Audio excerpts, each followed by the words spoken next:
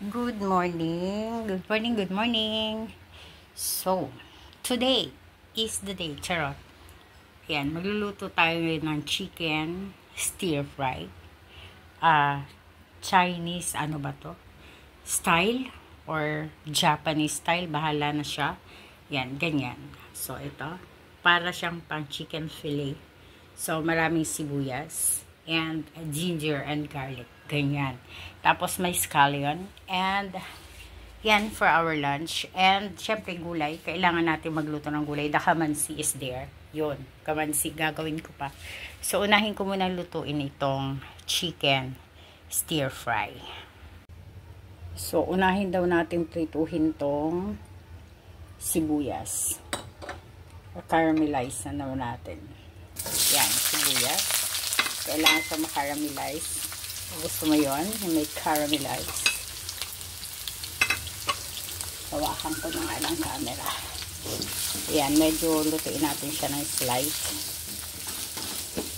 Mga ilang seconds. Seconds lang ba? Minute. Ayan. Lutuin daw muna natin siya ng konti. Diba? Para mamaya hiwa-hiwalay na siya, o, diba? And bago natin lutuin ang ating chicken. Hindi ko na pinakita kung paano siya marinate. Pero meron siyang oyster sauce, meron siyang cornstarch, baking soda, kunti, and soy sauce. Yung ganun, mga basic lang na kailangan lang na. Ganon. Ganyan lang, wait lang. Ayan, tapos isunod daw natin ang ating luya. Yan, luya.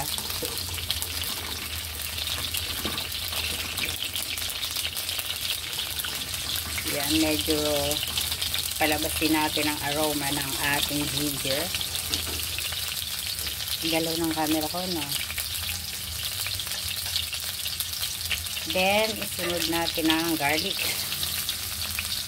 So, okay na may kamay ko na kasi hawak ko lang ang camera, eh. So, kailangan ko na lang siyang kamayin. Si kamay girl. Yan. The garlic.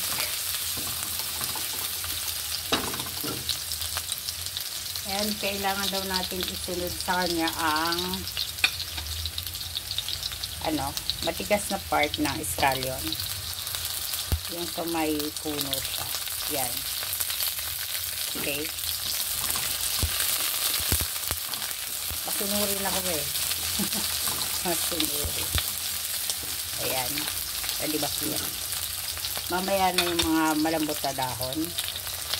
Then, isusunod daw natin ang ating chicken. So, ilagay natin ang ating chicken. Yan, marinate na. Okay. Yan. Para medyo maluto-luto na siya. Diba? O, pag naluto-luto na siya, mamaya itutuloy natin ang paglagay ng mga kailangan niya, no? So, wait natin na medyo maluto ng konti. Ayan siya. Medyo pinapupula natin ng konti. Bago natin lagyan ng mga pampalasa niya. Diba? Maganda. Pero, ano pa siya? Unti pampapula. Then, mamaya, titimplahin natin for final lasa. So, eto na ang ating chicken. Luto na. So, ilalagay na natin ang dahon ng scallion and the sibuyas. Ayan. Halo.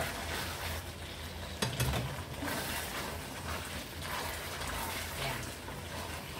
Andiyan na ang ating sibuyas na marami and dahon ng yung malaking dahon ng sibuyas, hindi ko alam. Yun, scallion yun. Ayan, ganyan na sa. So, chicken is done. Susunod natin ang ating kamansi. Pero ibang video na yun. Sige na, bye!